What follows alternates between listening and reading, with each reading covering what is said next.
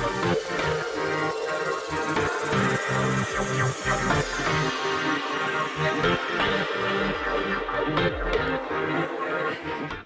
welcome to another episode of What Elon Said, where we comment on what Elon Musk has said on Twitter, speeches, and interviews. So, Kevin, what did Elon say today? Okay, well, today is the 15th of February, 2022, and let's just start with Elon Musk's tweets. Let's go back to the beginning here. All right, that's where we were yesterday. So he retweeted a tweet from Jared Isaacman, who we talked about before on the channel. He was the commander of the Inspiration 4 launch through SpaceX. And he was announcing Polaris, the Polaris Program, which is a partnered program with SpaceX to, from what I read, to put 4 astronauts, Jared being one of them again, and being the leader of the 4, out into orbit, the furthest out into orbit above the Earth that astronauts have ever gone, is apparently what they want to accomplish. And then also, I think they're scheduling the first SpaceX spacewalk. So one of the astronauts would actually exit the capsule in space. And then I believe all of this would culminate with the first Starship launch into orbit. So let's just read it here. Exciting time in commercial spaceflight. Polaris Program will undertake a series of tech demo Dragon missions, culminating in first flight of Starship. Thankful to Team SpaceX, Polaris directors, and my amazing crew. Support for St. Jude never ends. So I guess this is again in support of St. Jude Hospital. So cool stuff. Yeah, and that is incredible. Go ahead. So if you just kind of jump over to the original tweet that he was tweeting, it gives more details about the program and who these other 3 astronauts, soon to be astronauts, are. So really cool. And really cool. And I think I find most fascinating is that this is done, it's a private company, which is Tesla, SpaceX. But in addition to that, the key flights are being financed by charitable causes from wealthy individuals. So it's pushing it even further with really no cost to anyone, even to SpaceX can, in a sense, gain revenue. They're probably donating the money, but they're not spending anything on the flight. And it just shows how it's helping charity. People are donating. Very wealthy people are spending their money on something worthwhile, and it's accelerating the program. I mean, these 3 initiatives are huge. Once those are accomplished, it sets the gateway for the real missions going forward. Yeah, great missions with great causes too. The foundation of them, giving back, right? You can't ask for much more there. I was clicking on a couple of these accounts. This one, if you've seen the Inspiration special on Netflix, these personalities will seem familiar here, the faces, right? And I want to say this was he was one of the folks that were interviewed in that special. So a kid Petit, I hope I got that right, Petit maybe. And then certainly Sarah Gillis, she helped prepare the 4 original astronauts. Recognize her here. And then the last one, I guess, doesn't have an account, Anna Menon, who I believe is, I can't remember if, I think it was Sarah Gillis who was the nurse or a doctor associated with SpaceX. You're right. And Anna Menon, I believe, is just SpaceX specialist, I think is what she was listed as. So amazing. Yeah. Next up, we have just a visual, really a GIF of destacking Starship. Just amazing, probably from what, a couple hundred yards away, looks like. I had a question about this. This is I couldn't understand the context. Are they just practicing it, or do they need to take it apart for some reason? Well, I think they stacked it for the presentation. I believe it's practice, but I also believe it's to show the world and maybe those that are, in charge of passing the whatever authorities are in charge of allowing this to happen, right? To show Yes. them that, look, this is how far along we are and really how serious we are about this. So please continue to expedite whatever signatures need to get on the approval for us. But I'm sure that a huge part of it is just practicing and making sure everything works. Yeah, I mean, it's just amazing that's just lifted up, and that's so enormous. Yeah. I wonder how how much of a leap that is compared to regular satellite launch, I say, or this is much bigger, but anything that's put on top of a booster, how long would it take to take it off if something went wrong or they needed to take it off? Would it be this quick? I mean, obviously the video is sped up, but in general, I don't know if it would be that quick. Yeah, I'm not sure. Like what Saturn V was not much shorter than this, right? Yes. But I don't think that it came apart like that. And I don't think that the actual cargo space was very big at all. It was just a little capsule on top, right? Everything else was devoted to the rocket. This is more so like half and half. More so, or the I guess comparable in a weird way is the space shuttle. If that had to be taken off of its boosters, it would have been quite an ordeal.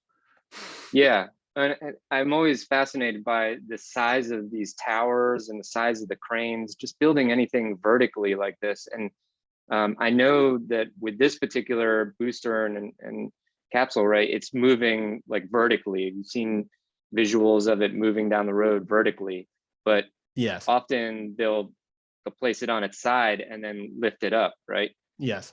Which is just always fascinating to me, to how they get that right. And this too, how do they lift this up and place it perfectly on top of the booster? I know. Pretty wild. Then we shift a little bit to Starlink. So he tweeted over 250,000 Starlink user terminals, right? And then I know that there was quite a bit of commentary about this, and some of which he replied to. Tesla in the gong. It looks like he's located in Australia, and he says, "I'm one of them and love it. Thanks for being this online.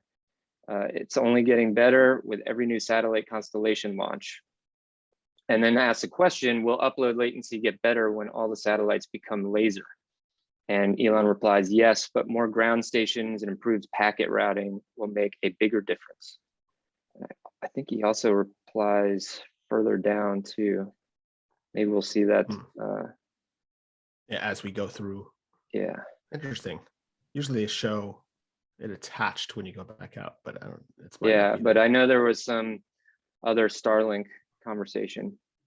And then lastly here, he tweeted Starship to Mars simulation, which is just a beautiful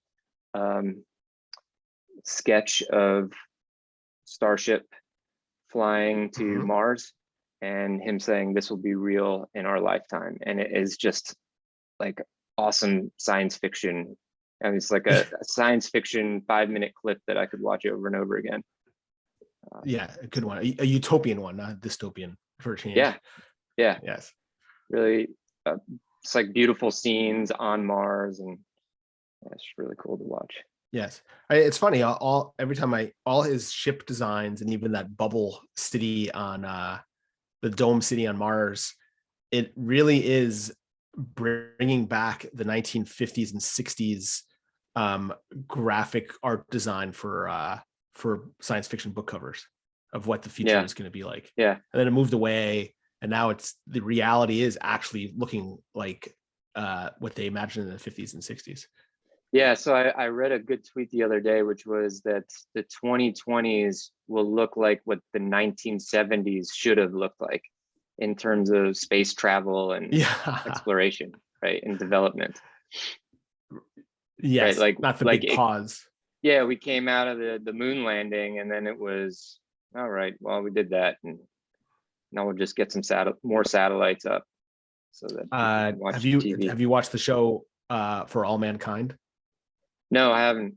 Oh, you have to watch I heard that. it's good. Yeah. That's exactly what it envisions if it never stopped. Yeah. It's very cool. All right, so this is the retweet again about the Polaris missions. Here's the huge news of the day. At least I felt it was huge, right? Because we both are followers of Rob Maurer and Dave Lee and other Tesla reporters, I'd say, and truth seekers, and just general great follows and great interviewers and personalities, right? So Rob Maurer, he announced the other day that he had his thousandth episode and had a big announcement about a new platform that he's developing and getting users for. But he wrote out, "Hi, Elon Musk just published episode 1000 of Tesla Daily. I've been doing this every weekday since 2017 because I believed in Tesla and its mission, and I didn't think the media was sharing the truth. Thanks for everything. We'd love to have you on the podcast sometime." And wow, I'm sure he wasn't fully expecting that to go anywhere, but Elon Musk replied and said, "Wow, that's a lot of podcasts. Okay, I will do one. Maybe we could combine with Dave Lee and a few others." Which, I don't know.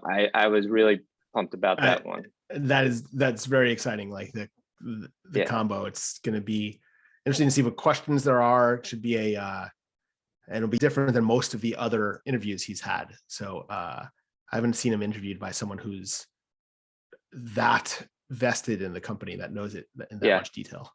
Yeah. I mean, I'd say that most within the Twitter Tesla community would argue that either one of those guys would be the best one to interview him, just because I think they know the company, they followed it for so long, they know it inside and out. They've pretty much studied Elon every which way, watched every interview. And I know Dave Lee in particular talks about wanting to gain deeper insight than just the usual interview questions, right? He's looking to really establish, to bottle the magic of Elon for like generations to come, and to really, fully understand his approaches, the way he runs businesses, and just try to understand how he's been so successful at everything that he's done. So, man, I can't wait to see how this unfolds. You see, Dave Lee says, "I'm in." Lots of comments about who else should be involved, who wants to be involved. You got Chicken Genius here saying, "Can I join?"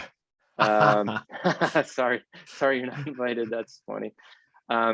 It'll be interesting to see how it plays out. Like, is it just going to be Dave and Rob? Because I think most people would want to just see that. But I know he likes Stephen Mark Ryan too, so maybe he gets in the loop. I mean, it's tough when it says a few others. I kind of wish he didn't. How he just said Dave Lee and that's it. But then it opens up like who's going to coordinate, who's involved, and could it get messy if there's too many? They can't really get into the weeds. Like, Dave Lee will ask his questions in layers, and it won't necessarily happen if there's others. Yeah. So we'll see. And here's Jason DeBolt saying, it'd be dope if you did 2 separate interviews, one with Rob and one with Hey Dave. So yeah, I mean, it'll be interesting to see how that works. I know, have you ever seen those old videos, the sort of panel videos where he had Omar and Gally and Kristen K10? There's a few of them in a room together, right? And that, I think Viv, right? Great discussions, but I do think it would flow a little bit better and be more controlled with less interviewers. So, but either way, absolutely very exciting. either way, it should be fun. Hopefully it happens. Yeah. Me So too. hey, if Very the hopeful. Babylon B one happened, I'm sure this will happen. Good point. The Babylon Bee there, that was 3 in a room there. I would That's say right. that seemed a little disorganized too at times, but And not the best it worked out. questions. Yeah, maybe they could do a like a say.com sourcing of questions That's right. from the Twitterverse. But Yes. yeah, it'll be interesting. Mhm. Okay, so back to the Starlink commentary. So here's Serene asks, when Africa for Starlink? And he said announcements coming soon. So we'll see how that unfolds. We've got that's amazing if that happens. And I wonder if the pricing will be the same. If it, usually they usually have the pricing the same everywhere. Yeah. Yeah, I don't know. I did see some quick math about the scaling of Starlink and subscriptions and how that revenue can scale pretty significantly, pretty quickly. And it's, I guess, $100 a month. And I think that's pretty standard. I'd say just let it fly. Happy birthday. Yes. All right, next up is more commentary, some kind of political commentary about the situation in Canada. Terrence K. Williams saying that Trudeau's authorizing banks to unilaterally freeze accounts of truckers and people who support the truckers on the basis of suspicion alone, no court order required with legal immunity. So that sounds like a pretty intense, bad situation there. Liv Bory responds and says, and all for a disease that is now approximately 2 times the IFR of flu infection rate. Yes. Yep. So trends going down with COVID situation up in Canada, some protesting, and Elon responds and says, election time will be interesting. So, he talks about that a lot, how, it's up to the people to vote and decide on who they want as their leaders. But he's also given some actually like really great commentary about governments and democracies and voting and laws and how all these things should work. I'm thinking of the last Lex Friedman interview in which Lex asked him about government on Mars, and yeah, had some really thoughtful responses about that. So he's got opinions more of a about power it. to the people response. Yeah, it's great. It's great. All right, and then so we're kind of caught back up there, and I'm gonna go to likes. And do we have any new likes? Here we go. Yeah, likes. Yes, right there. Didn't refresh. I'll start at the top with this one because it's just likes. These are one-offs. Paul Schofield, he liked his tweet saying, "Fantastic service. Had Starlink here in Australia since the start of the beta here. Just keeps getting better." So I think Starlink has huge potential. I mean, like connecting. I think people in parts of the world that have internet service and have had it for years just take it for granted. The reliability and whatnot. And I don't know, the last time I lost internet service, it was like I felt like a caveman again. Like I don't know what I'm doing. Yeah, it's gonna make a big difference. And it seems like it's coming online right now. We're seeing more and more of these tweets that just came online. Actually, I think my cousin in the Catskills, he's remote weekend house, and they just got Starlink, and it's it's a big deal. There's a lot of positive things. There's been some negative things in the news, and then on Twitter you're seeing the positive. Yesterday they said all the astronomers are up in arms. Oh no, actually someone's up in arms because of space debris. NASA is upset.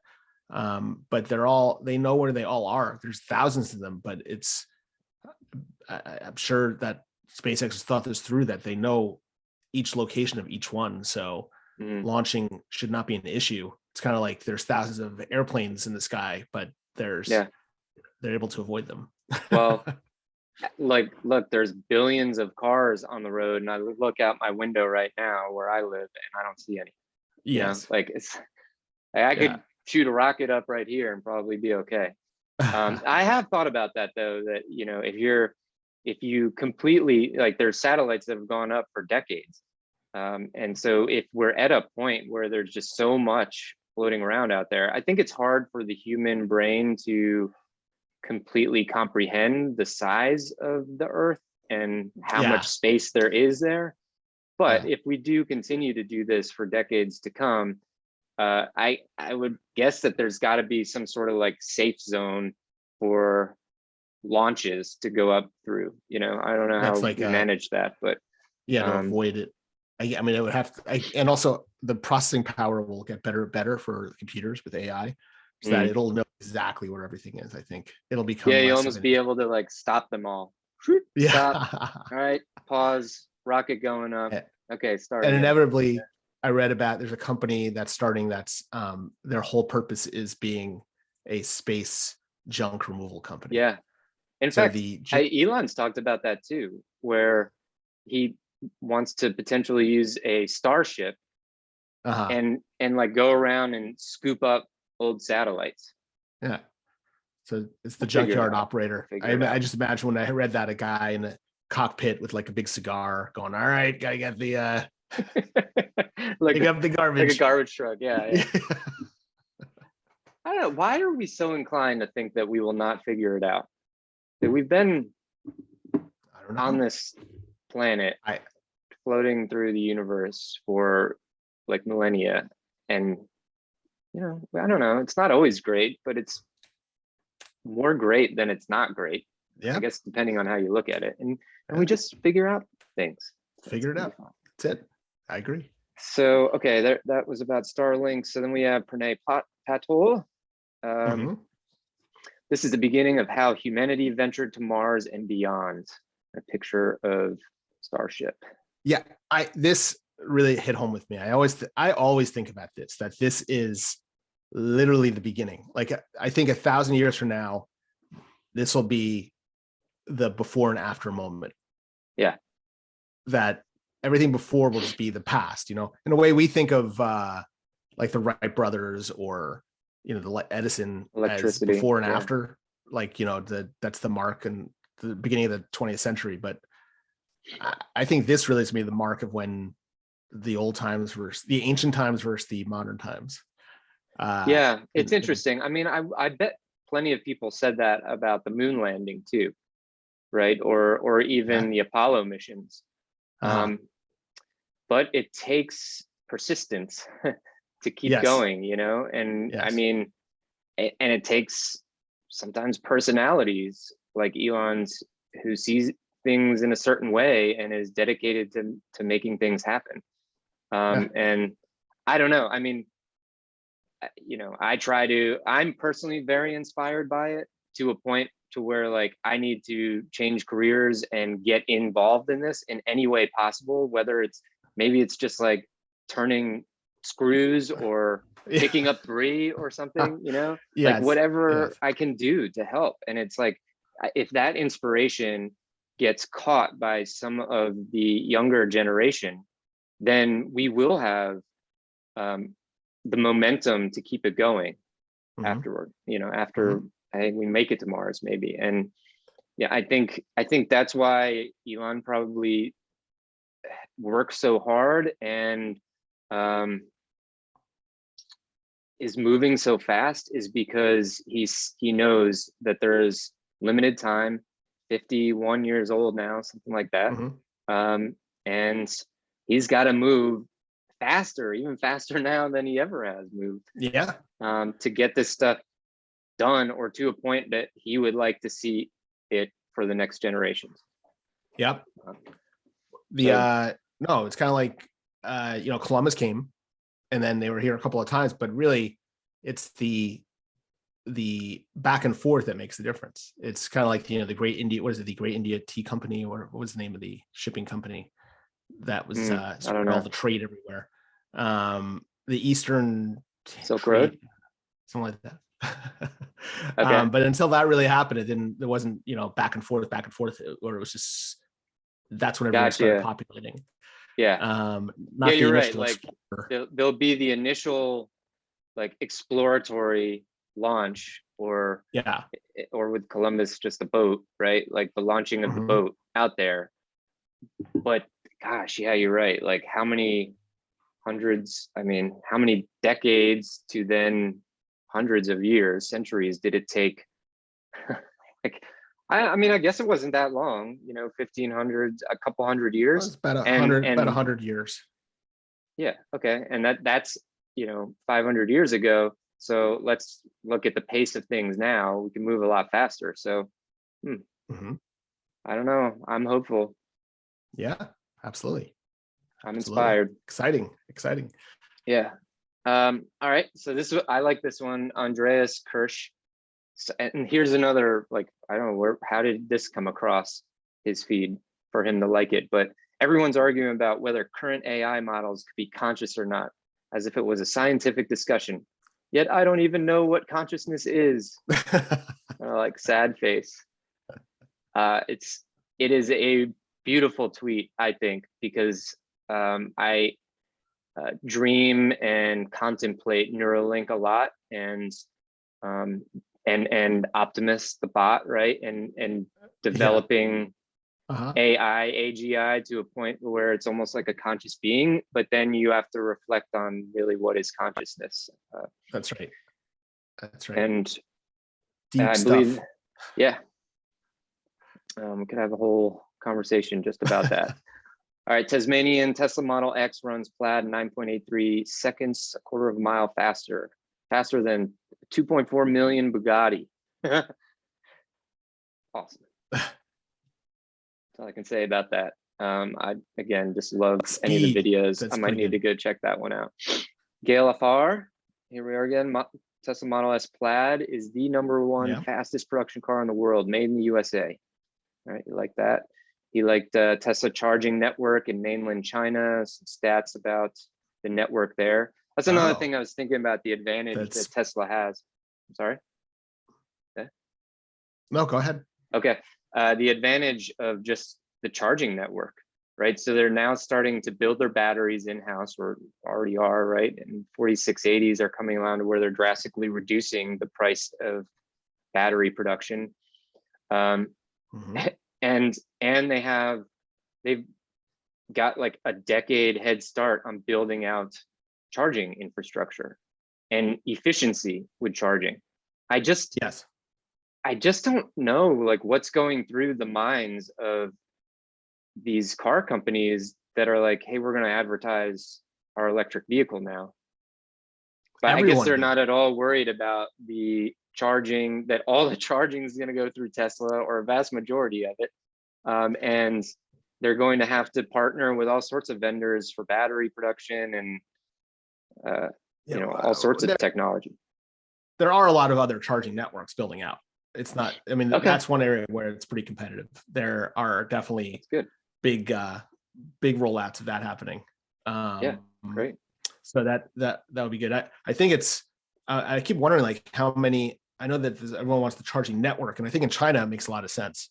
But in the US and probably in Europe, wouldn't most people have it at In their their building home. or a home? Yeah, you're right. I don't know. Yeah, it's a good point that most of the charging, probably even for EV owners now, Yeah, sad to say I'm not there yet, but or work if people yeah, go back. yeah. So you're right. Like it'll just be in their homes, or their whatever location they go to. Mhm. But for more like road trip travel, you're going to need those facilities. Yeah, But then definitely. again, maybe it all changes if FSD becomes a reality, right? Yes, and I don't know, just a side note, I don't know if you saw in I think it's outside Chicago, they're building just a 1 mile part of road where the road can charge your car as you drive. Oh, I have read about that technology in the past. That's cool. Yeah. Yeah, I don't know. Are we gonna relayer all the roads? Maybe, I don't know. possibly. I like that idea though. Yeah. Okay, Earl of Frunk Puppy. He said, actually, yes, I do want to buy a car from someone who is working on interplanetary travel. Thank you very much. I love that. You know, there's just, gosh, the more, like, as I dig in and like, I've been trying to, normally I scroll through, like, I capture all this stuff, but with having these discussions, I've tried to gain a little bit more context for each of the tweets by like going further down into the comments. Wow, there is still so much hate out there. It is intense. I mean, against Tesla, you mean? Or Yes, against the ads? against Tesla Huh. and Tesla supporters. I mean, Wow. there's a huge population or community of people. You know, I think we qualify them as Tesla Q, right? But even beyond that, I think, I mean, you and I know, we're familiar with some of those folks, but that just are skeptical. It almost seems like don't want to see him succeed in any way or his companies succeed. Yes. I don't know. Just have more of a pessimistic They'll come around. outlook. It reminds me of Apple back in the day where everyone hated Apple. And then the first iPhone, like, nah, I'm not changing from BlackBerry. That's it. That's ridiculous. That's right. That thing. Look at how stupid I'm getting a that Samsung. Was. And it's $1,000. Forget it. Yeah. Yeah. I mean, there are still some of those folks that are like, Apple's stupid. I'm riding with Samsung. Yep. Okay. But most people have been won over. Yeah. Whether they like it or not, right? All right, let's just a few more here. National Air and Space Museum tweeted a quote from Carl Sagan, the little blue dot or pale blue dot quote, right? Wow. Great quote. On this day in 1990, Voyager 1 took the iconic pale blue dot image, which is really awesome. Yeah. There it is, right there. All right, and I think we're just about it. Yeah, here's Kim Paquette saying, extremely happy with mine in relation to Starlink. Survived our recent nor'easter with 0 interruptions in service. And I did see she's in Rhode Island. So yeah, cool. And then another, here's destacking from Booster 4, live commentary stream. Oh, this on NASA TV. Interesting. It looked like, yeah. Yeah, that channel. Need to get that. Need to get it. World in Science tweeted, this stunning Hubble image depicts a special class of star-forming nursery known as free-floating evaporating gaseous globules. It contains dark, compact globules of dust and gas, some of which are giving birth to low-mass stars. We spend, in our quote here from Neil deGrasse Tyson, we spend more time forcing students to learn than we do motivating them to learn in the first place. Wow, so it's the same. I don't know where the actual picture was, but I do like that quote. Yeah, I don't know where the link is. Maybe it's right below it. Interesting, but the good quote, yes. Yeah, and then that's again another education oriented quote that he likes. Yeah, so it's definitely on his mind. Yep, always. Speaking of on his mind, here is Miss Grimes, it looks like. I believe that's her. In a rather dark little GIF here, dressed like an angel with kind of a funky contact in and a knife, and it looks like some blood and like tapping her fingers. So yeah, I think it's cool, but may disturb some viewers. But disturbing. Yeah. Science Girl thing. also, yeah, the pale blue dot. And here is Polaris. So here's the crew. We got Rook. I like that. Rook, Kid, Sarah Gillis, and Anna Minan. Pretty cool there. Here is the crew will attempt the first commercial spacewalk with SpaceX design extravehicular activity suits, upgraded from the current intravehicular suit. A little visual of that. Yeah, very cool. And just some more details about the Polaris missions. And I think that's it. Yep. Yeah, we're caught up A there. lot of SpaceX. SpaceX is definitely taking up Yeah.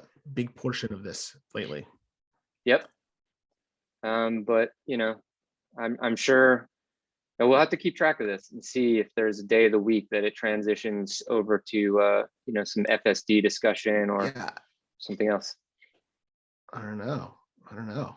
It's it'd be interesting how it goes. Like, is it day of the week or is it like the month? Yeah. February is SpaceX month, March. Or does it just Tesla. move with the wind? He's got to One just day he'll continuously talk about, rotate through the his boring focuses. Still waiting for the boring company tweets, but you know, one day. Yeah. Small company. All right, I'd say that's it for today, and we will catch back up tomorrow. See what exciting things await us in Elon land. That's right. We will see what Elon said tomorrow. Yep. Everyone have a good day.